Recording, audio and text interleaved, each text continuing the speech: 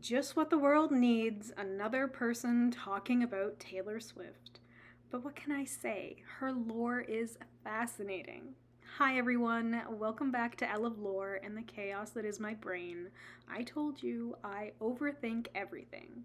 In anticipation of October 3rd and the release of The Life of a Showgirl, I thought I'd throw out my thoughts and theories and predictions into the void.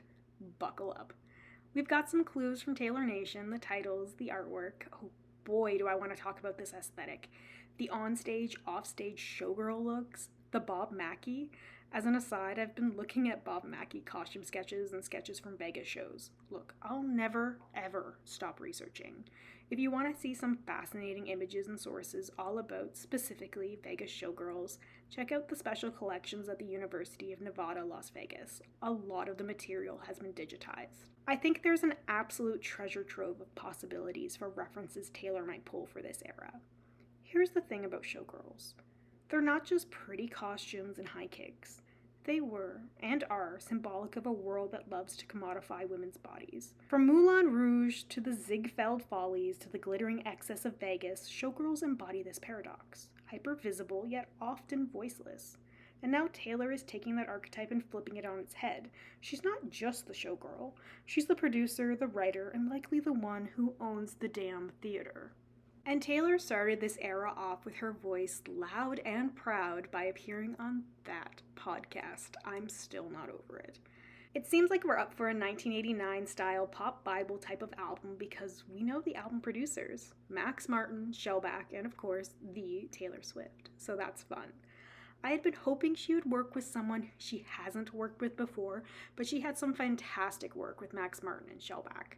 Just take a look at the And Baby That's Show Business For You playlist she shared on Spotify. One of these days, I want to talk about my top Taylor tracks, and 4 of them are on that playlist. I'm gonna miss Aaron Dessner, though, and I do hope she'll work with him again. Another aside, I don't think there will be extra tracks or another album drop, so maybe TS13 will be the one with all of her collaborators together. But that's a talk for another day. In 2025, what's more fitting than Taylor writing her own gospel of pop stardom? An illuminated manuscript for the stage lights, a mythology for the masses, where every single sequin tells a story. We've got 12 tracks, so I thought I'd go through them one by one and talk about what I think the songs will be about. But here's the twist.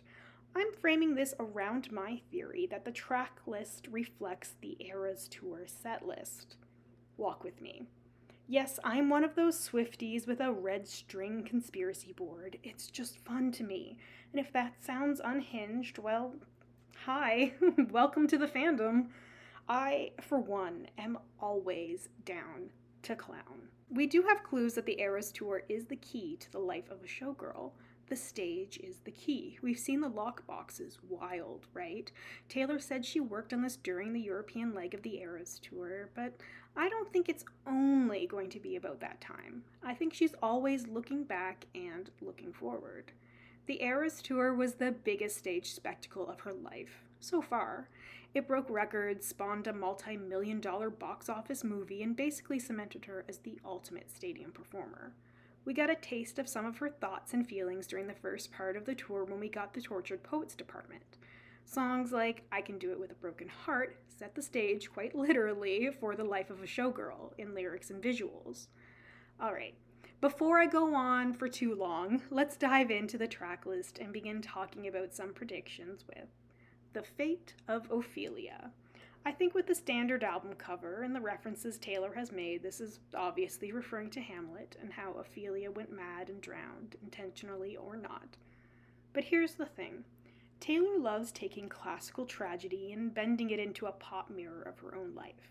So I imagine this song as a shimmering, cinematic opening, like the curtain rises on the theater of her mind. Maybe it's about narrowly escaping madness, about being pulled back from the edge by her art, by her fans, by love, by sheer survival instinct. She has a way of turning the most Shakespearean moments into danceable songs. Sonically, I think it might be somewhere around style. I can almost hear the production. Ethereal synths, crashing high notes, almost like a water motif echoing Ophelia's fate. But this time, Taylor doesn't drown. She rises. And isn't that the perfect way to start an album called The Life of a Showgirl?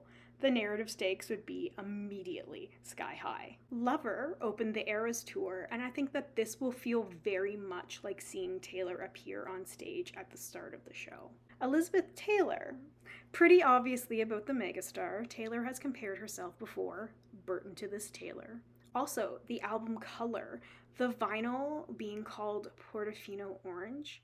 Portofino is a very important place to Elizabeth Taylor's own lore. Richard Burton proposed to her at one of her favorite hotels there. She honeymooned in the city with Eddie Fisher. I know there's going to be references. Taylor has done this before with vinyl, put little clues and hints to songs and lyrics in the colors of the vinyls for the different variants. I think there will also be references to perfume, white diamonds most likely. I mean, this is an iconic Elizabeth Taylor reference. And the clues are there within one of the 4 limited CDs that we got for pre-order, the Sweat and Vanilla Perfume Edition with the Violet Eye charm. Violet eyes, Elizabeth Taylor, you don't need to know much to make that connection. Elizabeth Taylor had a complex life with fame and love, and I think there will be very clear parallels drawn between Taylor and Swift. Fearless was the second era explored during the tour, and when I think Fearless, I think love story. Big, beautiful gowns and romance and fantasy. I hope this sounds like Cruel Summer meets Wildest Dreams. Taylor albums can be like chapters in a novel or acts in a play, and this is the act where the heroine, Taylor herself, watches love and fame collide, the way Elizabeth did, and emerges with both triumph and scars. Opalite. Referring to the man-made gemstone, which is interesting because opal is October's birthstone, but Taylor's never just naming a song after a birthstone. She's layering meaning, light, reflection, illusion, the shimmering line between real and artificial. Opalite is beautiful, shiny, synthetic, and yet somehow magical. I'm guessing she'll treat it like a straight synonym for opal, love, fate, and brilliance distilled into a pop metaphor. Maybe the song is about someone who brings light into her world, illuminating dark corners, much like a jewel catching sunlight. Or maybe it's about artificiality in relationships, the glitter that hides flaws. Classic Taylor. But really, Opalite is probably a stylistic choice. Rhyming things with light gives a lot of options. I'm guessing night will be there, especially because there's a bracelet in one of the CDs, the It's Beautiful edition, that's got an opalite star charm, and there's lightning bolts. Love struck? An artificial gemstone shimmering in place of the real thing, that feels like Taylor saying, even if the love looks manufactured, even if it seems too shiny to be real, it can still glow like destiny. It also makes me think of the alchemy, which has been rumored to be about Travis. Alchemy is the very old study and philosophy of how to change basic substances such as metals into other substances like gold. Taylor has sung about the colors she felt love to be, burning red, golden.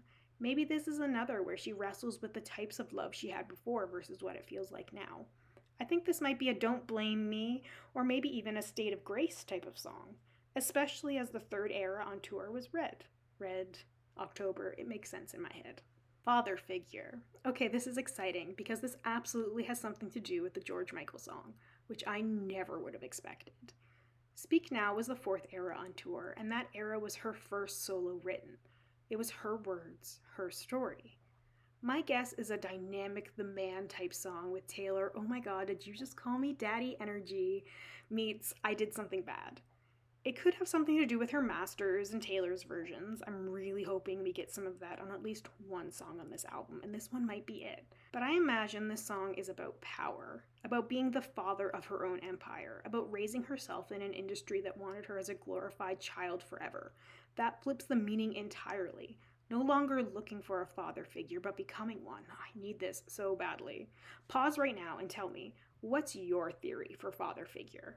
Eldest daughter. Track 5s are historically devastating. I have no doubt that this one will be too, but I don't think it's going to slow down the vibe of the album much. More like an all you had to do was stay meets you're on your own kid, maybe with a little delicate thrown in, as Reputation was the fifth era on tour. An eldest daughter tends to carry the weight of the world. I'm not ready for this one. Pressure, survival, rebirth. Sounds a lot like Reputation, doesn't it? And let's be real, Taylor has always had big eldest daughter energy. She's always been responsible for her own mythology, or folklore, if you will, her own survival. So let's just say if All Too Well was her epic heartbreak song, maybe Eldest Daughter might be her epic identity song. Regardless, I'm sure the track 5 lore will continue, and I cannot wait to talk about it later. Ruin the Friendship. Best guess on this one is a classic love song about going from friends to lovers, and then maybe even to enemies or strangers. I think this song is either going to be a how you get the girl kind of playful, or an I knew you were trouble devastating.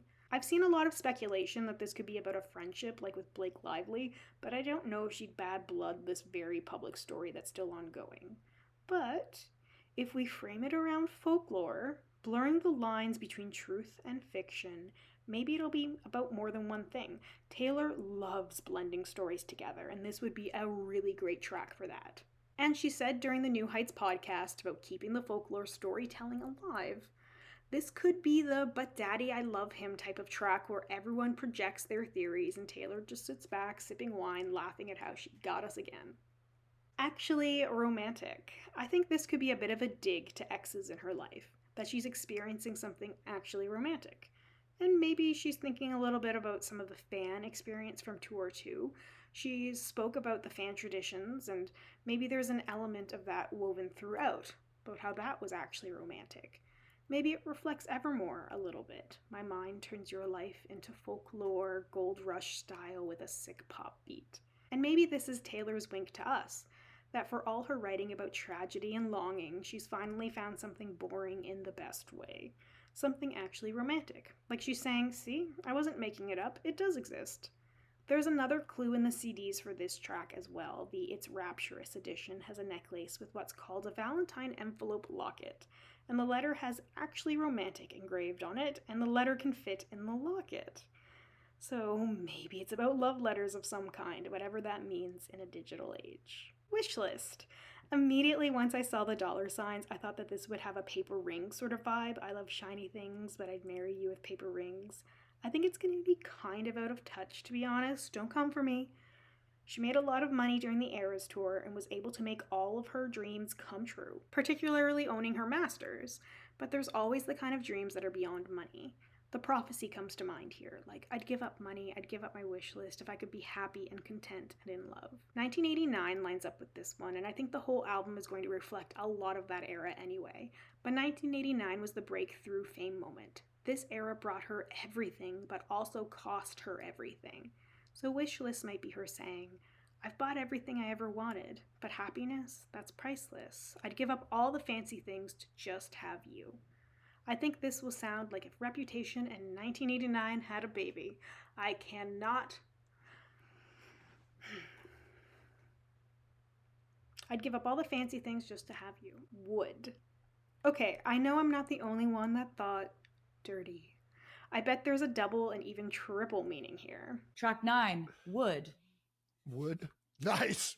There's also a clue from one of the CDs that has the line, "It's frightening," which made me think of the disco hit Knock on Wood. The way you love me is frightening. I better knock, knock, knock on wood. And Taylor is superstitious, so I could see this having that story, but also probably being a very sexy false god, so it goes type of song. The keychain included in the CD is a big clue to this too. The heart charm with the gold arrow, red and gold, TS, she's spelling it out for us. I think this will be triple entendre. It'll be dirty and desperate and lucky. Hi, Cashew. You want to be part of the video? Yes, okay. Oh, okay. Hi. It's only fitting. And if we look at the Tortured Poets department, there was superstition and fragility and lust woven throughout. Wood feels very fitting for TTPD. And wood itself is layered. Fragile enough to splinter, strong enough to build kingdoms, flammable enough to burn. Desire, superstition, survival, it's all there in one word. Cancelled, in all caps with an exclamation mark. What I want from this song is to be a tongue-in-cheek, blank space style song. Something self-aware and fun that makes you go, I can't believe we just heard that. I'm kind of concerned it might skirt over some of the issues and be dismissive in a sweet nothing, I'm just too soft for all of it kind of way. This could be such a fun, satirical song, and we could use another blank space, or at least I could.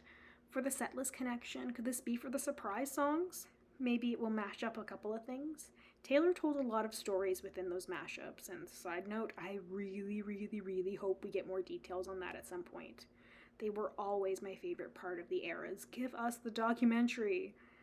But if we skip the surprise song section, which, might be controversial, Midnight's was full of references, self-awareness to a point, paranoia. The way she reflected on her past, though, was everything and more. So if she leans in, imagine Taylor giving us a meta-commentary anthem, like, you can cancel me, but you'll never silence me. And you don't actually know me and my life, but keep pretending like you do. Taylor reincarnates, we've seen it before, we'll see it again. Every fall becomes a new rise, every backlash a new anthem. Hopes are high for this one. Honey. Now, this one seems to be the track that is already the most overlooked. I first thought that this was going to be Syrupy Sweet, just like the name, but I do think that's too obvious. So what if this is a reference to self-titled / debut, which was left off the set list, aside from the surprise songs? Honey also has a sting. It can be sweet, it can heal, but bees defend it fiercely. What if this is a debut callback track that doubles as a warning, that her sweetness has always had teeth and she's no longer afraid to bite back? Don't call me honey, or something along those lines. Or maybe it's message in a bottle sugary, which I really love, so I'd be okay with that vibe.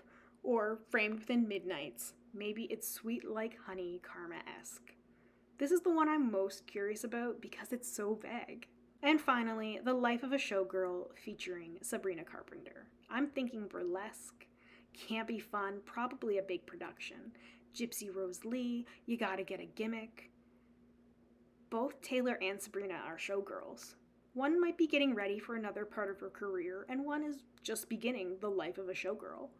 Sabrina feels like the very definition of a Tay daughter, a protege. It's very fun seeing what she's been doing. I'm a big Sabrina Carpenter fan.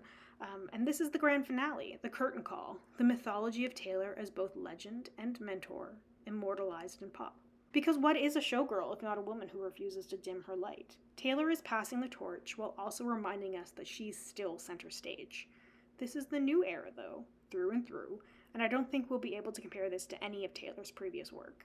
So there you have it, my fully unhinged predictions for the life of a showgirl. I can't wait to see and hear how wrong I am.